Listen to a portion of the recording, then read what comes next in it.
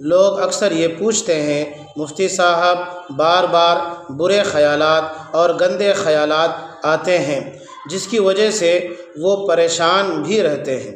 ایسے لوگوں کے لیے میرا مشورہ یہ ہے کہ برے خیالات کی طرف بالکل بھی توجہ نہ دی جائے اور کثرت کے ساتھ اعوذ باللہ من الشیطان الرجیم اسے پڑھیں، تو امید ہے کہ انشاءاللہ برے خیالات نہیں آئیں گے، گندے خیالات نہیں پیدا ہوں گے اور وسوسے بھی پیدا نہیں ہوں گے۔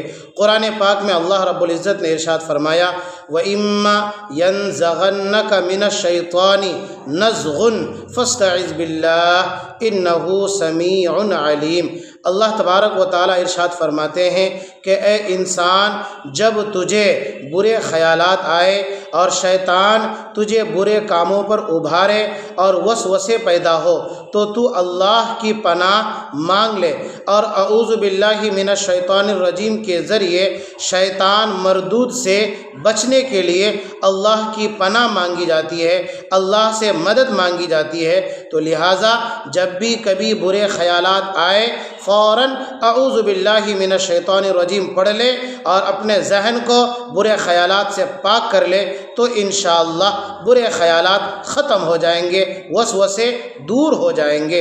اللہ عمل کی توفیق عطا فرمائے، آمین۔ السلام علیکم ورحمۃ اللہ وبرکاتہ۔